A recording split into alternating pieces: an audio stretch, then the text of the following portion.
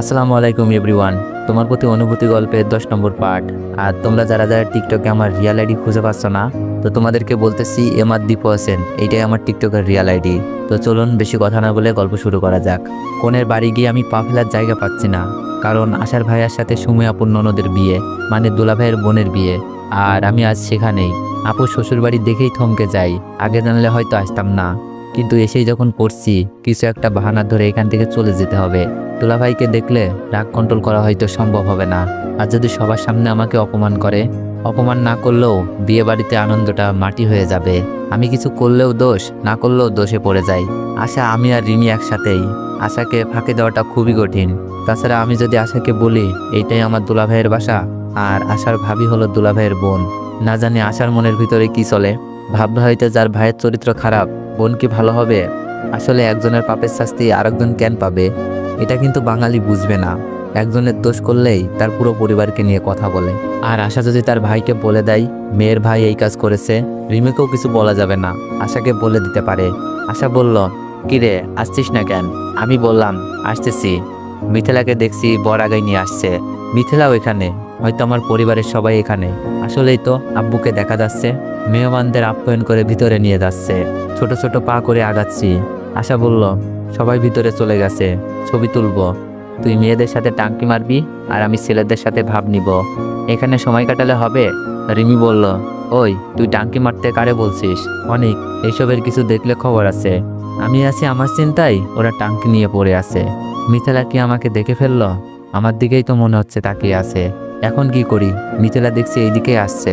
মোবাইলটা হাতে নিয়ে আশাকে বললাম, আশা একটা ফোন করে আসি, তোরা যা। আশা বলল, আচ্ছা তাড়াতাড়ি আসিস। আমি পিছনে হাঁটা ধরলাম। রিমি বলল, অনিক আমি আসি? না, 2 মিনিট লাগবে। আমি দুলাভাইয়ের বাড়ি থেকে বেরিয়ে আসি। মিথিলা হয়তো অন্য কোথাও অন্য কারোর দিকে তাকিয়েছিল। আমাকে দেখলে আব্বু আম্মুরও আনন্দ চলে যেত। আব্বু আবার সিনক্রেট করতে পারত। 2 মিনিটের কথা বলে 10 মিনিট পার হয়ে গেছে। একের পর এক ফোন দিয়ে যাচ্ছে রিমি আর আশা। কি কথা বলবো, তাই ফোন বন্ধ করে রেখে দিলাম। হয়তো এই বিষয়টার জন্য আশা অনেক রাগ করবে। শুধু আশা না, আশার আব্বু আম্মু শুনলেও রাগ করবে। কিন্তু আমি কিছু করতেও বলতেও পারবো না। আমি চাই বিয়েটা ভালোভাবে হয়ে যাক, কিন্তু আশাকে এই বিষয়ে কি উত্তর দিব ভাবছি। মিথিলাকে দেখলাম এই বিয়ের অনুষ্ঠানেতেও হিজাব পরে আছে, যেখানে রিমি আর আশার সাজের শেষ নেই। কিন্তু মিথিলার পর্দার ভিতরে আছে পাপ লুকানো। আর রিমির মতো ভালো মেয়ে তো চোখেই পড়ে না। তবে আমি পর্দাকেই সাপোর্ট দিই, কারণ পর্দা হলো নারীর সৌন্দর্য, যা অন্য কোনো কিছুতেই নাই। পর্দাতে নারীদের কতটা মায়াবী লাগে মিথিলাকে না দেখলে বোঝা যাবে না। হয়তো মিথিলার জীবনে কিছু ভুল করে ফেলেছে, জানি না সেই ভুল থেকে ফিরে এসেছে কিনা। রিমি আসার থেকেও মিথিলাকে শুধু পর্দার কারণে সুন্দর লাগছিল। আশা হয়তো বিয়ে বাড়িতে বলতো, অনেক দেখ মেয়েটাকে কত মায়াবী লাগে, তুই কিন্তু এই মেয়ের সাথে খারাপ কিছু করবি না। এই মেয়েদের সম্মান করতে হয়, টাঙ্কি মারার জন্য ছল্লবল্ল টাইপের মেয়ে খোঁজ। কিন্তু কে জানবে এই মায়াবী চেহারাটার অভিনয় জগতের শ্রেষ্ঠ অভিনেত্রী। ভাবছি আমার এরকম ভাবে এসে পড়ার কারণে হয়তো রিমির বিয়ের অনুষ্ঠানে মন বইছে না। আর আশা মনে মনে বলছে আজ আমাকে পেয়ে নিক, খবর বুঝাবে। সারাদিন বাইরে কাটিয়ে সন্ধ্যার দিকে বাসায় গেলাম। যা মাত্রই দেখি রিমি আর আশা বসে আছে, চেহারায় আগুন ফুটে উঠেছে। কিছুটা ভয়ই পেলাম, কিন্তু যে করেই হোক নিজেকে বাঁচিয়ে নিতে হবে। রিমি বলল, 2 মিনিটের কথা বইলা কই গেছিলি? আমি বললাম, রিমি আমার একটা কাজ ছিল খুবই গুরুত্বপূর্ণ। আশা বলল, রাখ তোর কাজ, তোর জন্য আমাদের কথা কথা শুনতে হয়েছে জানিস। আর বিয়েটা পাঞ্চে গেছে, কই গেছিলি সত্যি করে বল। আমার জন্য কে কথা শোনাইছে আর পাঞ্চে যাবে কেন? আমি তো বুঝতেছি না। আশা বলল, আব্বু আম্মু বলেছে আমরা নাকি তোর সাথে ঝগড়া করছি, তাই তুই রাগ করে চলে গিয়েছিস। আমি বললাম, আচ্ছা আঙ্কেলকে বুঝিয়ে বলবো। রিমি তো আগুন। রিমি বলল, আঙ্কেলকে পরে বোঝাস, এখন আমাকে বোঝা, কোন মেয়ের সাথে দেখা করতে গিয়েছিলি? আমি একটু অন্যরকম ভাব নিয়ে বললাম, রিমি তুমি আমাকে সন্দেহ করছো? আশা বলল, বল কার সাথে দেখা করতে গিয়েছিলি, নয়তো বিয়ে বাড়িতে না ঢুকে কেন চলে আসলি? মন খারাপ করে কান্না কান্না ভাব নিয়ে বললাম, আসলে রিমি, আব্বুর হার্ট অ্যাটাক হয়েছিল। ভাবি বলল শহরেই আব্বুকে নিয়ে এসেছে, তাই আমি আব্বুকে দেখার জন্য চলে আসি। আশা বলল, কি বলিস, কিছু হয়নি তো?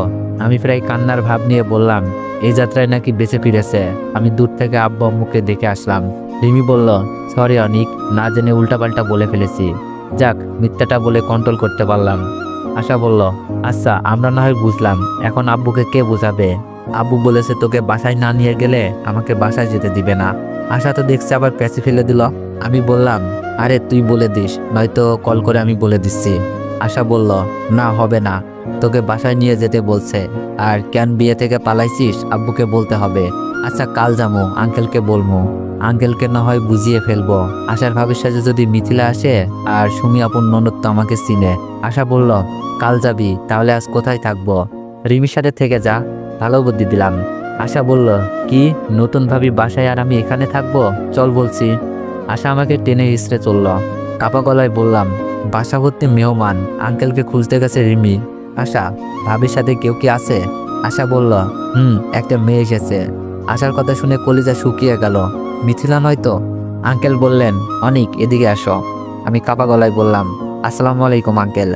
আঙ্কেল বললেন, ওয়ালাইকুম আসসালাম। বিয়ে বাড়ি থেকে চলে গেছিলে কেন? আঙ্কেল কথা বলার আগেই আশা বলল, বল আমি কিছু করি নাই।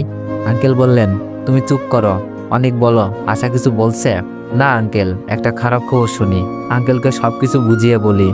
আঙ্কেল বললেন, ও আচ্ছা ঠিক আছে, চলো নতুন বউ দেখবা আর পরিচিত হবা। আঙ্কেলের কথা অমান্য করি কি করে? সুমি আপন ননদ আমাকে ভালো করেই চিনে, আর ওই বিষয়টা যদি জেনে থাকে তাহলে তো আঙ্কেল ছাড়বার পাত্র না। আমাকে ভাবির সামনে মানে মাইশা আপুর সামনে নিয়ে গেল, সাথে রিমি আশা আঙ্কেল। আপন ননদের নাম মাইশা, আমার থেকে 3 বছরের বড় ছিল, তবে খুব ভালো ছিল। আমার সাথে অনেক ফাজলামি করত, ফ্রেন্ডলি ছিল খুব। মাইশা, এটা তোমাদের দেবর, আশার কলেজ ফ্রেন্ড, তবে আমার ছেলের মতোই। আঙ্কেলের কথা শুনে মাইশা আপু চোখ খুলে তাকিয়ে হা করে আছে। আমি মাথা নিচু করে আছি, মুখে হাত দিয়ে, যেন চিনতে না পারে। মাইশা আপু বলল, এই তুমি অনিক না? তো এভরিওয়ান, আজকে রাত 8টার সময় আমি আমার ইউটিউব চ্যানেলে লাইভে আসবো। ইউটিউব চ্যানেলের নাম ভয়েস অফ দীপু অফিসিয়াল। তো ওখানে যার যার যে বিষয়ে অভিযোগ থাকবে সবাই জানাতে পারেন, আর অন্য কিছু জানার থাকলেও তাও জানাতে পারেন। আর এই তোমার প্রতি অনুভূতি গল্পের নেক্সট পার্ট চাইলে একটু বেশি বেশি কমেন্ট করুন, আর একটু বেশি বেশি কপি লিঙ্ক করে দিন। ধন্যবাদ।